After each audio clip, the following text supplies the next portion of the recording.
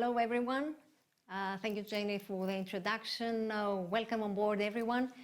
By way of a quick introduction, the idea of this panel discussion came from my professional experiences over this past year. We have all experiences, officers and crew in distress, who felt that the other side was not understanding of their emotional stress and the need to be closer to their loved ones. And in the end, I continue feeling it all boils down to sound communication and in trying to find effective ways in bridging the bridge. So allow me, therefore, to introduce to you our guests on today's panel. Together with us is Mrs. Maria Rapti from Euronav Ship Management, Mr. Matt Raos from Qatar Airways, Mr. Tilemachos Poulis from Prime Tanker and Gas Management. Unfortunately, Mrs. Ioanna Bernardou won't be able to join us. An emergency happened, and she will support, actually, the initiative of Bridging the Bridge. So welcome, everyone. Maria, Tilemache, Matt, welcome, and thank you for being with us today. Matt, your presentation was really interesting, and I may use this opportunity to touch upon the difficulties surrounding repatriation and crew changes. You mentioned the safety, hygiene of crews. I will add mental health and well-being as well as important issues also. So your point of view on this, please, will be valuable. Thank you very much, Elizabeth, and thank you for the opportunity to join you virtually this evening. And hello from Doha. Thank you. I think for Qatar Airways, it's been a real learning point this last 12 months or so, and really understanding the needs of seafarers and the needs of all those other players in this industry. I think for us, marine travel or maritime travel has always been something of a niche. But this year, as global trade continued, but our aviation side of the industry came under a lot of pressure and capacity reduced, we really saw those pressures come to light. So I think for us, it's been a process of continuous review. Firstly, to make sure we're delivering the safest service we can and to the highest standards. And with the interests of your communities, really understanding what's needed and trying to make that experience work for them. And you mentioned in your opener that it's the importance of dialogue between industry players. And for me, even though I've been in this industry for 20 years, I think I can say we've spoken to more shipping companies, more travel industry specialists, more crewing organizations in the last 12 months than I personally had in the preceding 20 years. And we learned a lot through that process. We learned early on about how to align some of our medical protocols. We learned about the importance of logistics and precision and reliable operations to support ships that might be at sea and only have a few hours to come into port. And so we work quite closely with a number of players. I can think of stories where we adjusted our schedules simply so that we could meet the crew change requirements of shipping companies, or where we organize charter flights to places that are not normally part of our network to keep your side of the industry moving. So I think it's really important that all the players talk openly with one another. And I think that's why we wanted to be a participant in this event. So thank you again for that opportunity. Thank you. Thank you, Matt. Very important indeed. And Maria, business is all about people. So what areas of professional development do you feel were lacking during this past year in terms of effective communication and cooperation for both shore and officers and crew? Thank you very much, Elizabeth, for this question and the opportunity to be part of this discussion. Your question is regarding the pandemic or in general this past year? The pandemic, as you would like to discuss a little bit, but in general also because I think it's one of the most important issues that you deal every day.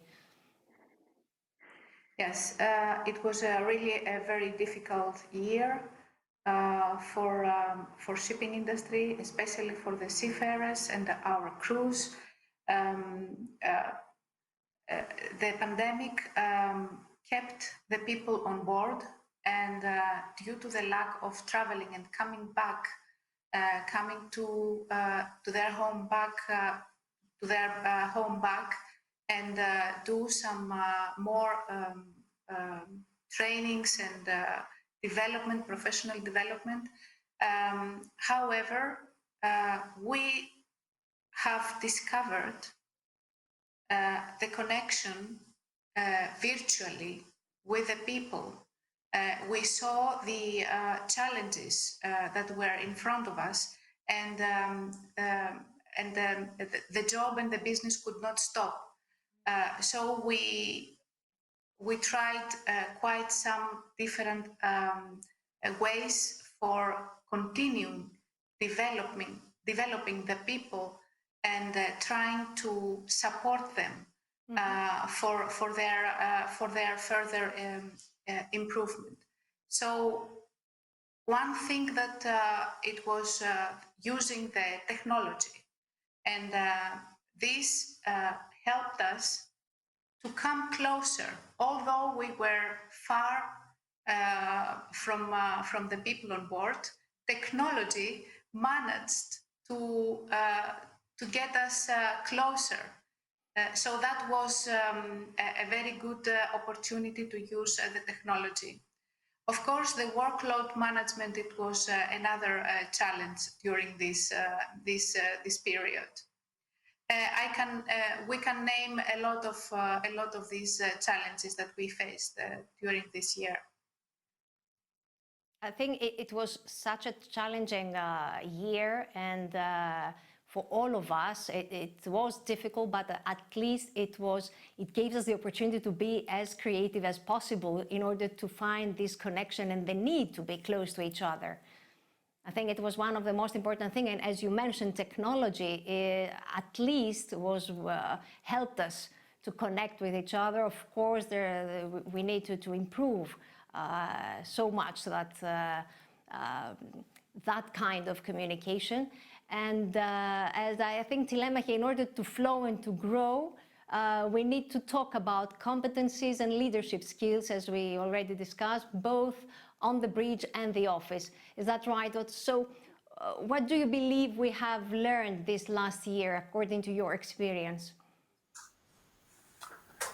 First of all, Elizabeth and Despina, thank you for inviting me on this panel tonight with all these distinguished guests and participants. Who could define leadership as the ability of a person to influence a group or another individual in order to achieve goals and results? And of course, this is not necessarily attached to a specific position in an organization, and it should not be confused with the status, the power, or the official authority. Right. From a seafarer or from an employee, we are expecting to have the knowledge and the expertise for the position and to work with the appropriate diligence and productivity. Of course, depending on the position, different skills are required. Problem solving, innovation, attention to detail are critical skills for an engineer, while communication, building relationships, and organizational commitment are critical for an HR job. Mm-hmm. As the employee or the seafarer moves up the ranks, the expertise gradually is not a requirement because the areas of responsibility broaden, and it is unrealistic to expect to become an expert on other areas. We are expecting, however, the employee or the seafarer to develop and exercise soft skills like communication, building teams, emotional intelligence, motivating others, delegation, strategic planning, and leadership. We are expecting the underdevelopment leader to practice seeing the bigger picture, not to mastering details, to enable things to happen instead of doing the work, to focus on relationships, to ask questions instead of giving answers, and to develop experts who will provide solutions the leader would never have had imagined.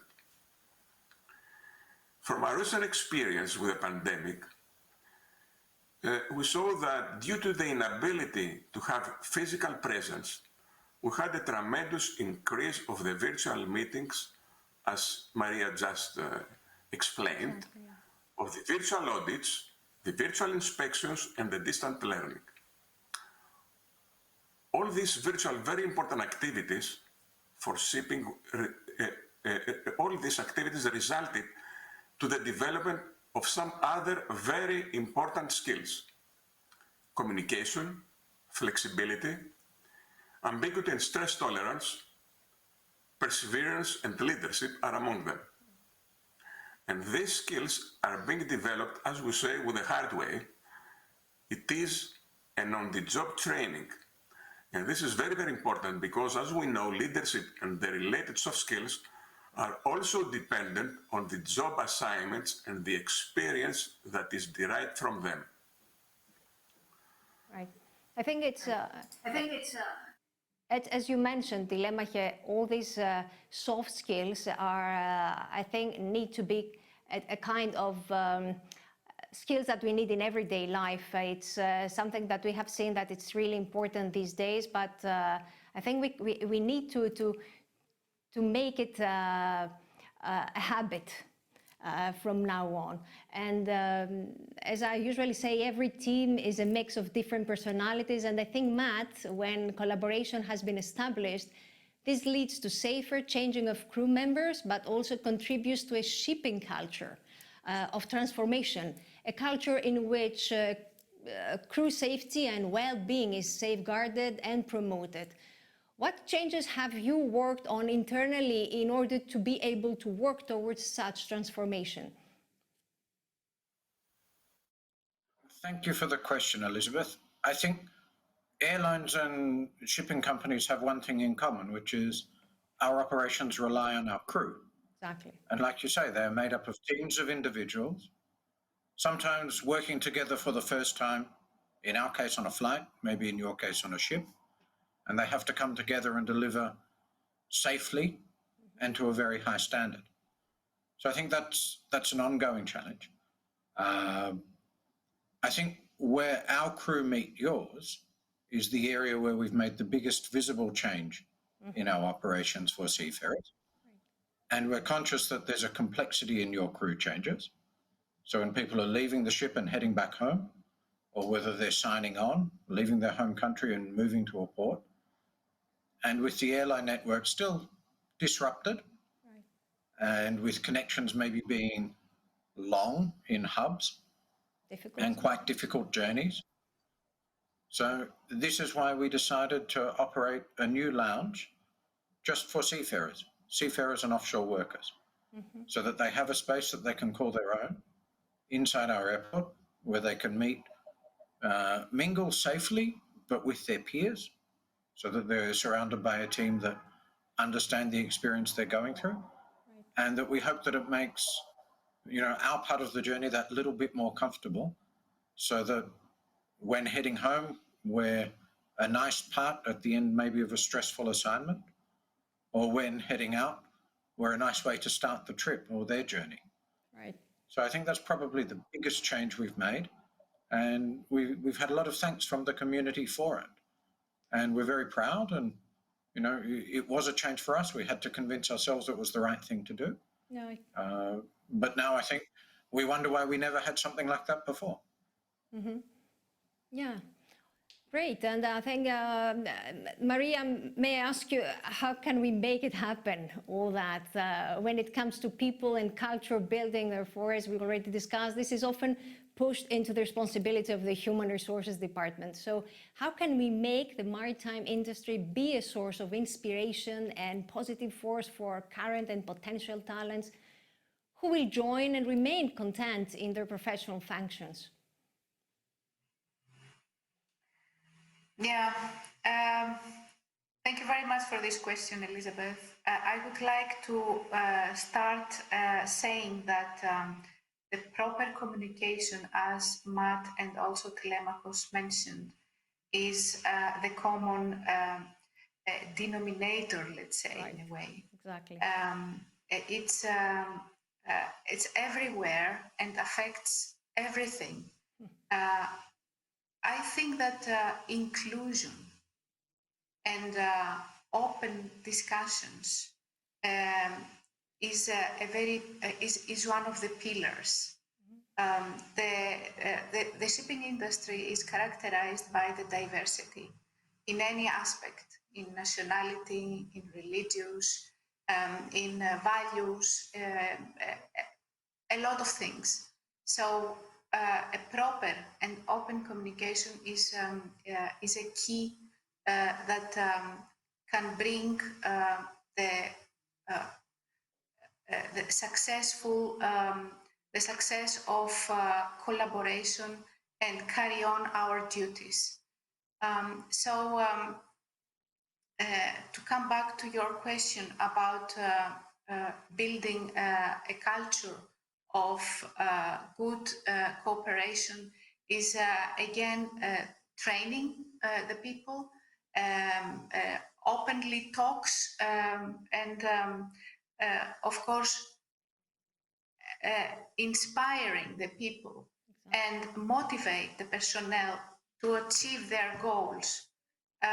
If people understand and they can see and they can feel that they work for a scope, for a goal, for a common goal, then I think this will lead to a success both for individual professionalism and the organizations. It's true, it's true. Thank you, Maria. So what is it in the shipping culture, Telemache, that you believe should be further promoted? For asking. I think I should provide a different perspective. I believe, first of all, that we all agree that the seafarer profession is not a regular profession. It is very particular. The seafarer is far away from home, family and friends, in an isolated, difficult and risky environment. It is a vessel at sea, working irregular hours on shifts 24/7, at the same limited space who also lives, living with people he never chose to live with, and dealing with them under difficult circumstances. The decisions and the actions of a seafarer have a direct impact on the safety, the health and the life of others, crewmates or not, and of course on the environment. And last but not least, under these difficult circumstances, the seafarer has plenty of time to also deal with him or her inner self. And as we all know, for a lot of people, this is not an easy task. From personal experience, in order to successfully deal with all this, a seafarer must be devoted to his job and must see the vessel he is assigned to as his home and treat it as if it was. Otherwise, it is difficult to get sound living and even more working on board. We will end up to a situation where the seafarer just believes that he has to deliver his piece of work without any real interest. This is not what we wish. I believe that devoted seafarers is the foundation upon to build substantial training, development, organization, procedures and processes that would finally result on effective, efficient and safe vessel operations and a sustainable crew well-being. We all know the shortage of seafarers globally, and that future is not promising on this area. So it is up to each company to build the culture and the working climate that will attract the skillful seafarers that love their profession. To find the ways to make the candidate seafarers feel proud to join the company and the vessel that is going to be assigned. To develop, as we say in HR, the appropriate employee value proposition for the shore employees, and why not the appropriate crew value proposition for crews. Very important to love our job and so as to feel more engaged and be work as a team and improve every day and develop. So before closing, any remarks that you would like to share? Just a word of encouragement for each one of you, Matt? Well, I think the most encouraging thing for me is that even though the world is still very disrupted this year in terms of mobility, we are gradually recovering. Slowly and surely, 2 steps forward, 1 step back.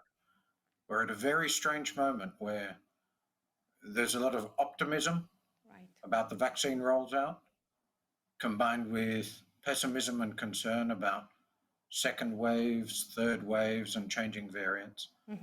But I remain confident that our industry, our global economy, our wider community, we will all get through this. We might not get back to exactly the same kind of normal, but things will get better, and they'll get even better faster if we stay connected and work with one another, because there are challenges here that are bigger than any one industry participant to solve. Thank you, Matt. Dilemma here, just a word as a remark and an encouragement for the next generation, or even what we have already experienced. Yeah, we understand that the human element is of vital importance for every organization, especially for businesses such as the shipping. What we found out during this pandemic is that all these problems that we have mentioned before are gradually being encountered. And what we also found out is that strong relationships among the shore employees and among the crews are being developed. This is something that should continue, and this is something that we should invest on it. Thank you. Great. And Maria, your opinion, your positive remark on all that? Yes, bridging the bridge. What a nice expression, Elizabeth. It's really an ongoing process on achieving this. We are all human and we are the same. I think only the technology is this that changes. And we as human beings have to follow and use the new technologies for coming together and closer. Thank you. So thank you all for your contribution. I believe we cannot cover all these important issues in this short discussion, but I think we have agreed between us that we humans are important after all, and that human emotions can affect processes, procedures, and safety, and so that therefore close cooperation within an organization remains vital if we are to transform culture for the benefit of all. Thank you all and wish you a pleasant evening, and stay tuned. Thank you. Bye-bye all. Thank you, Elizabeth. Thank you, Elizabeth. Bye. Bye-bye. Bye-bye Thank now. you. Bye.